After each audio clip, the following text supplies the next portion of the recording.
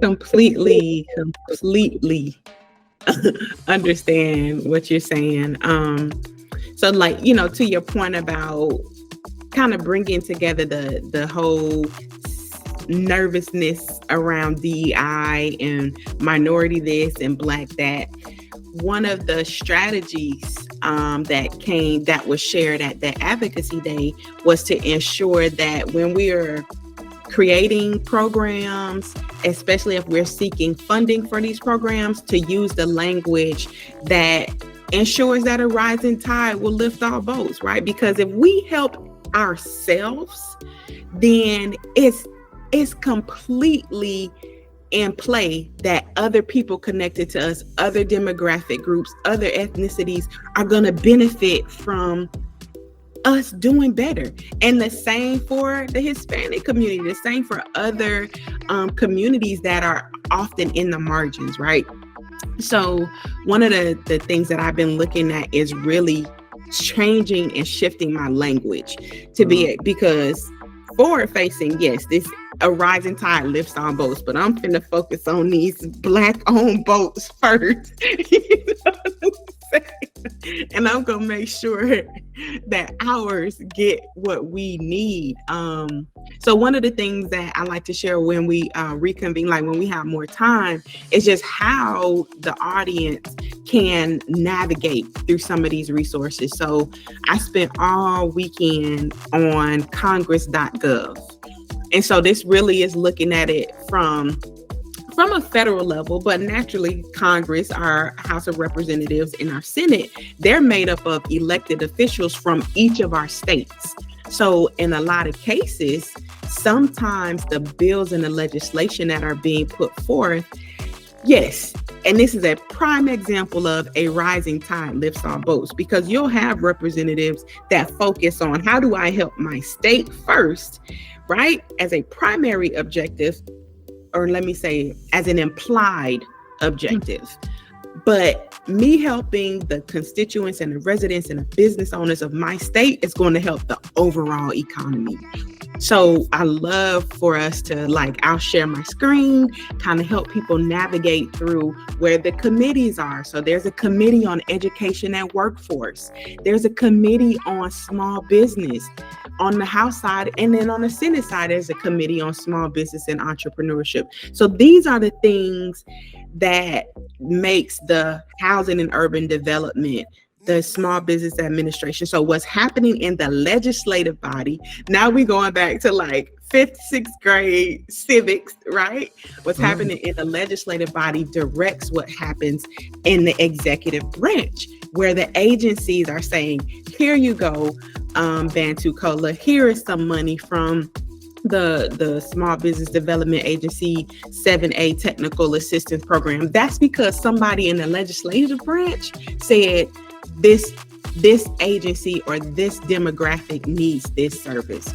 So our job moving forward, especially with whatever next year's election day is going to produce, we have work to do.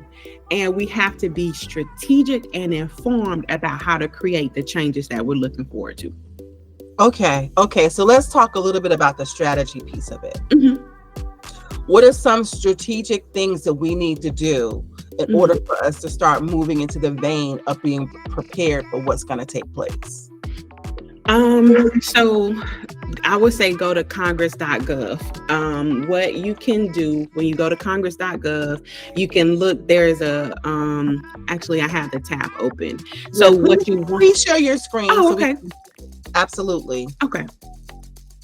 I'll do that then. Okay. All right. And are you able to see it? I certainly am. Okay, perfect. So this has been, when I say literally up till 2 and 3 in the morning over the weekend, trying to figure out how all this stuff works, to your point, right? To your question about what is the strategy. So I spent most of my time looking at the committees. Where do these people spend their time? So this is where I was saying this is the Committee on Education and the Workforce. You have the Small Business Committee. This is on the House side, right? Mm-hmm. So your House of Representatives. Then on the Senate side, where you have 2 senators for each state, they have a Small Business and Entrepreneurship Committee. So let's go to that committee. What we want to do is see what they're talking about. So we will go, this over here is their recent activity. This is some proposed legislation that they are bringing to Congress floor for consideration, for debate, and ultimately for approval. So I'm gonna open that in a new tab just so we can see like what they trying to do, you know? So the sponsor of this particular legislation, you clicked on that tab. I want to see it. There we go. I'm telling you, boy. So you see that the Women's Business Centers Improvement Act?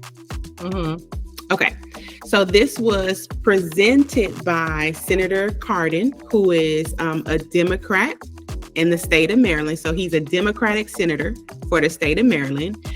He was formerly the chair of this Small Business and Entrepreneurship Committee. When you get to this page, you want to I usually look at the text and the co-sponsors.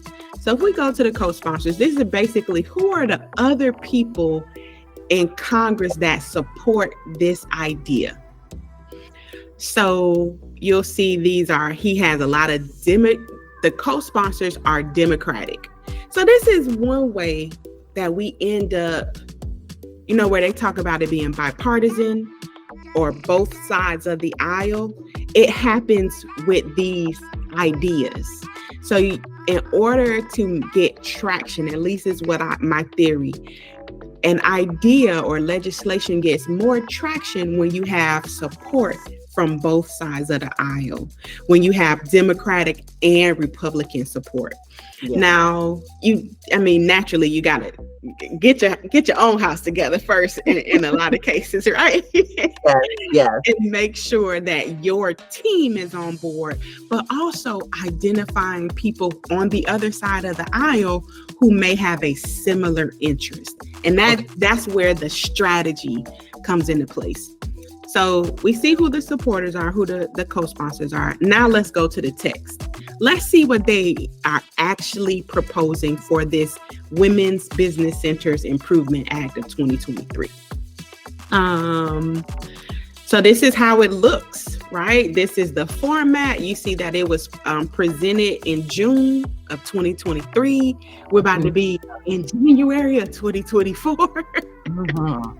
So you see how long some things can take. And it still has to get like on the floor and get through the different votes and everything. So the idea is to amend the Small Business Act. And the Small Business Act is what essentially created the Small Business Administration to improve the Women's Business Center program.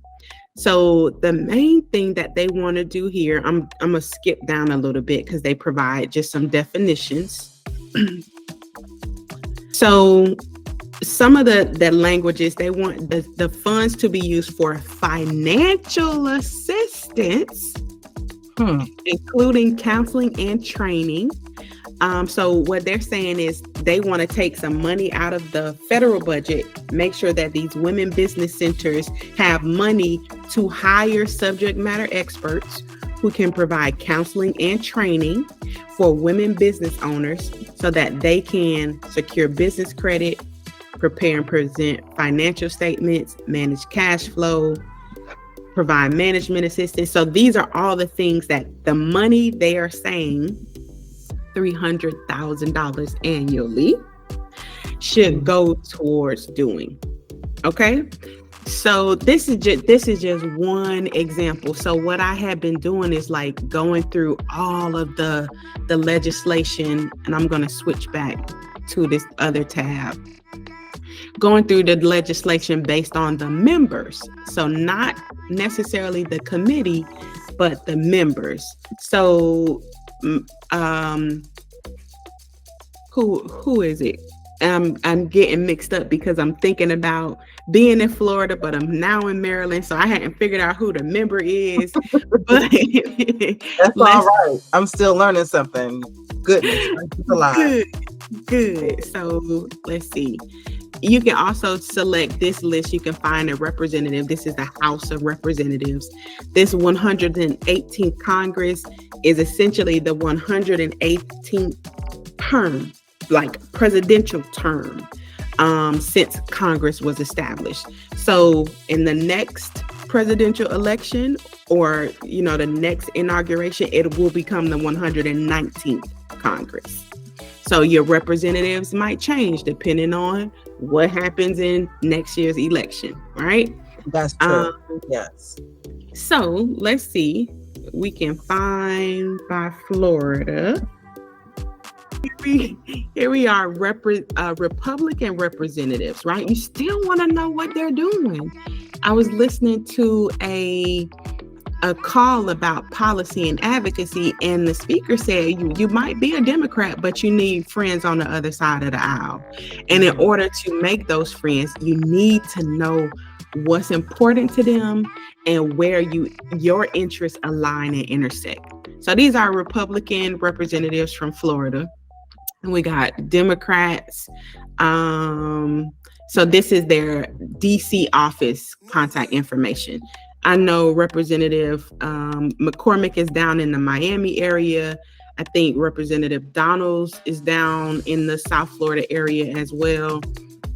I grew up in Miami. This guy used to be on WSVN News,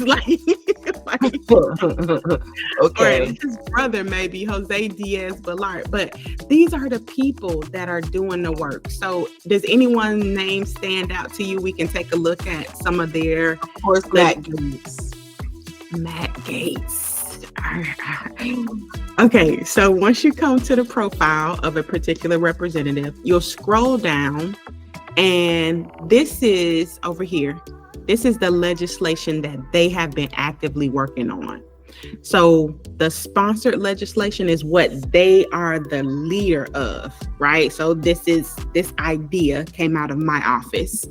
The co-sponsored legislation is I want to demonstrate my support for someone else's idea.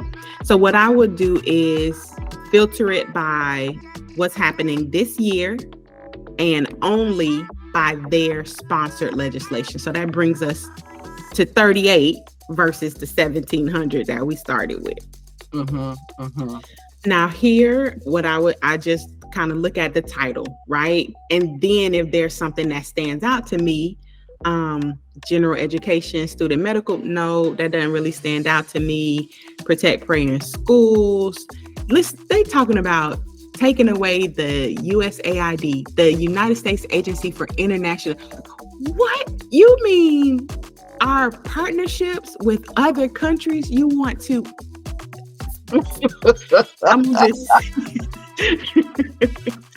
I'm just gonna keep moving. You, I'm a Republican, but I'm telling you, the more I see some of the stuff that's being done, I'm so going to be changing. Scroll back up. It was something about the Whistleblowers Act. Oh yeah, that was down. So I'll do a quick. Yeah.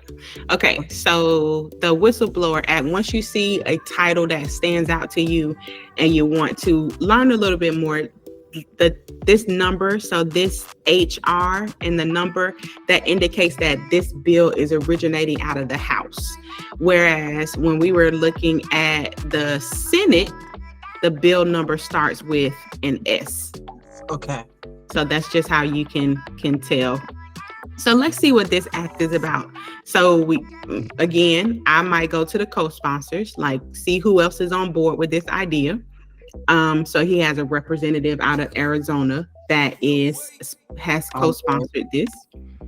And let's see what the text says. So this was originally presented on April 18th of this year. Again, we're close to November.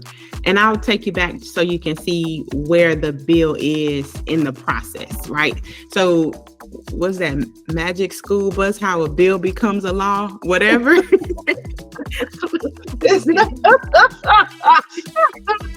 Schoolhouse Rock is what I remember. Schoolhouse Rock, yes. But this is where it happens.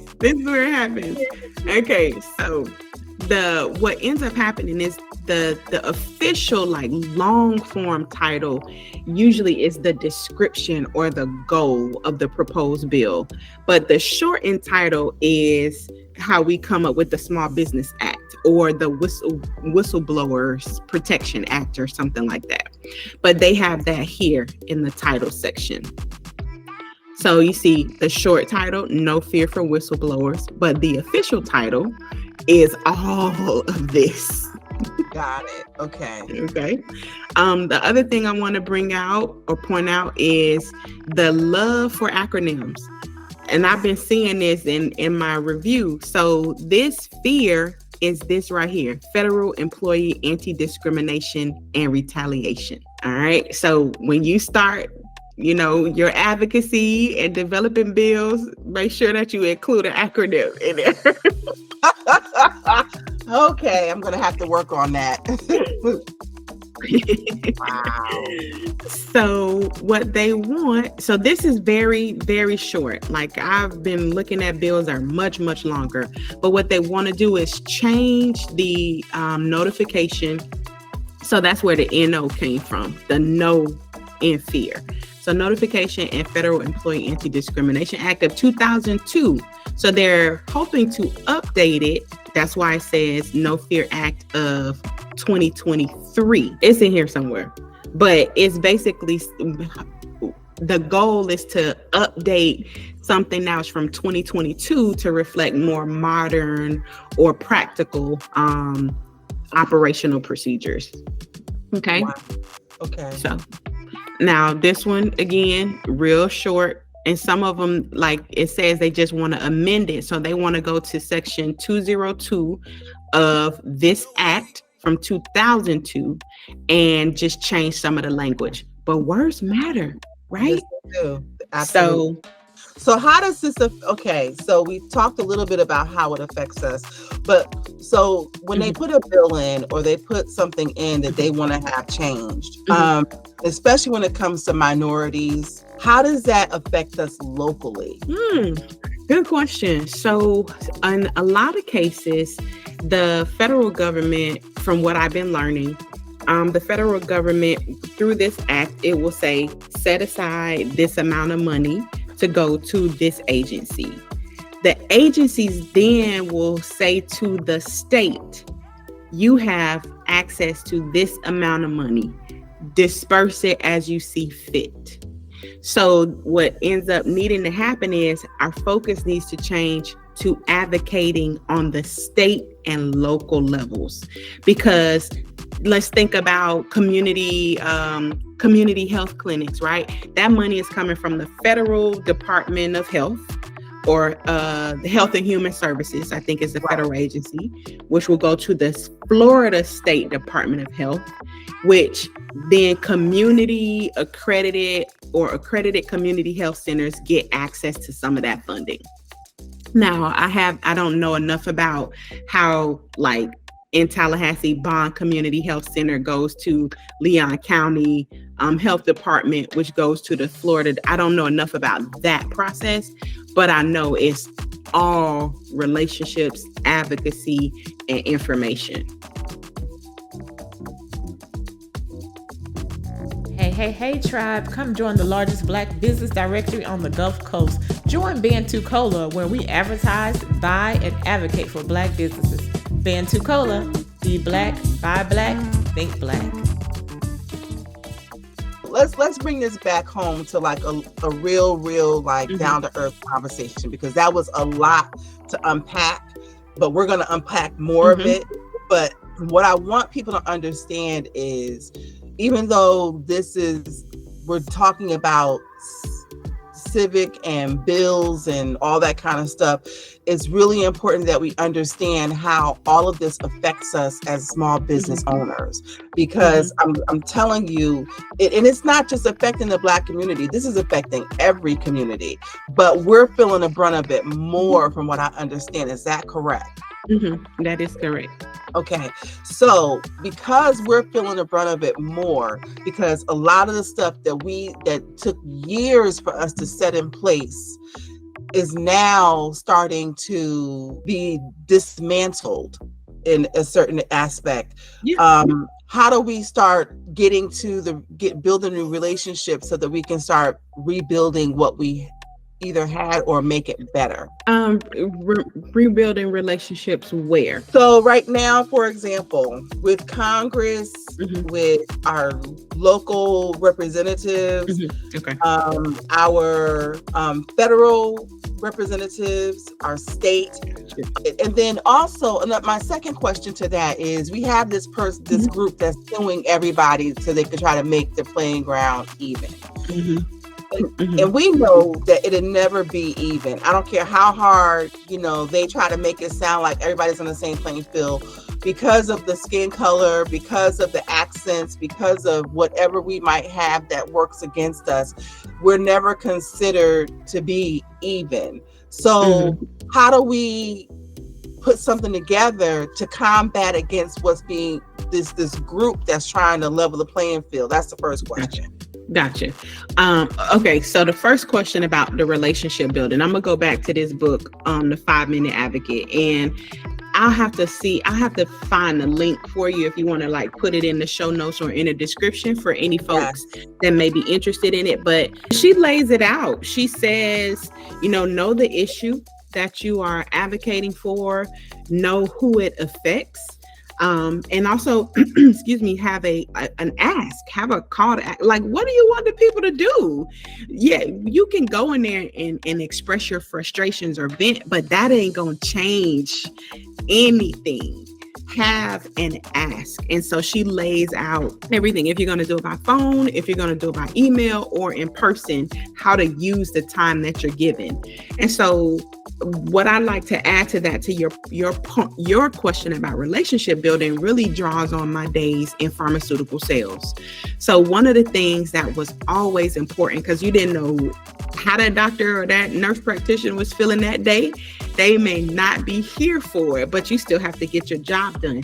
It always came down to, how are you adding value to my life? How are you adding value to my job?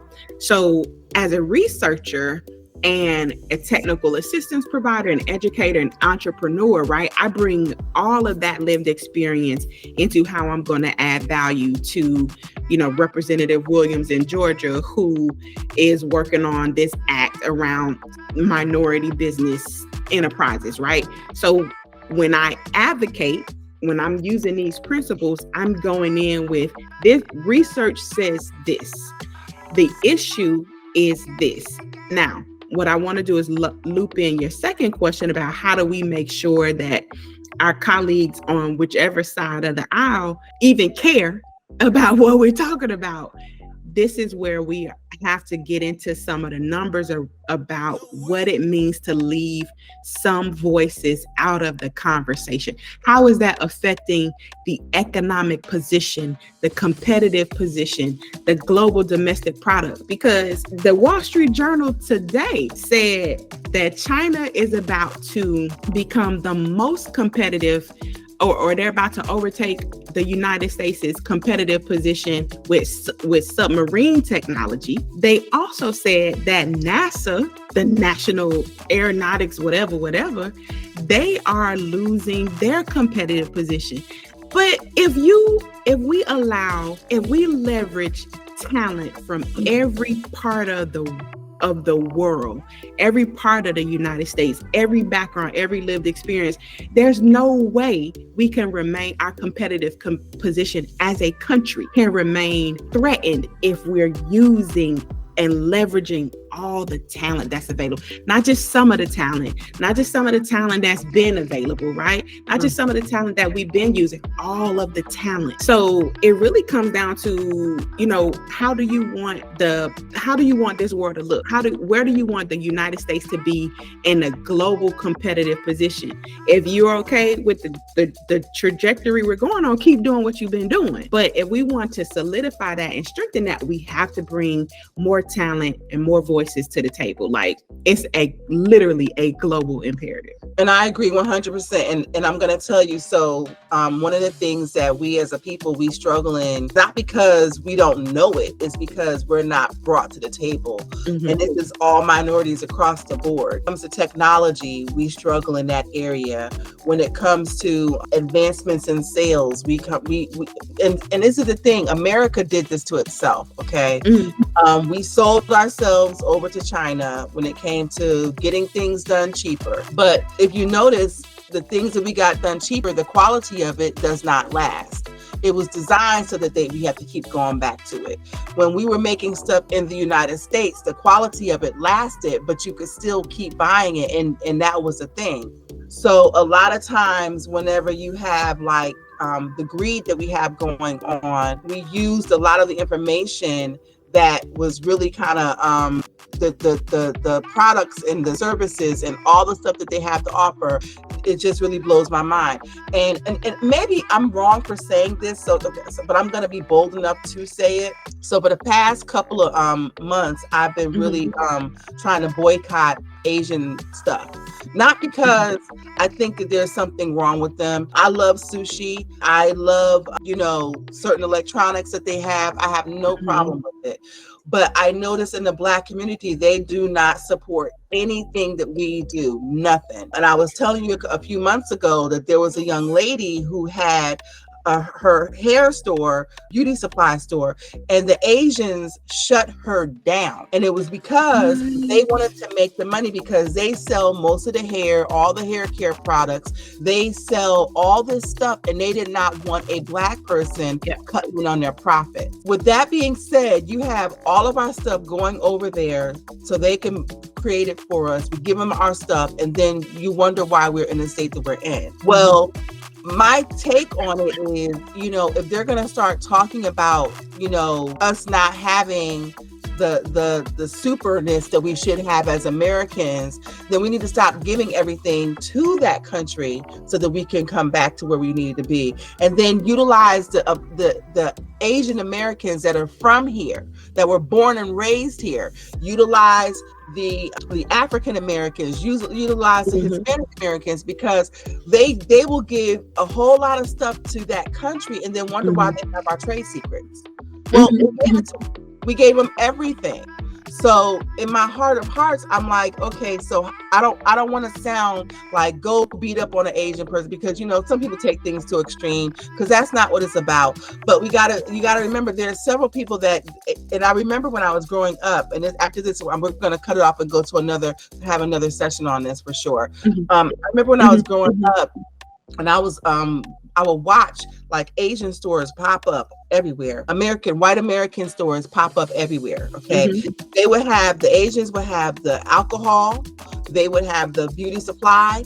They would have the little Chinese restaurant in our neighborhoods on a regular basis. Okay. It's not as fluent as it was before, but that's where they will house everything.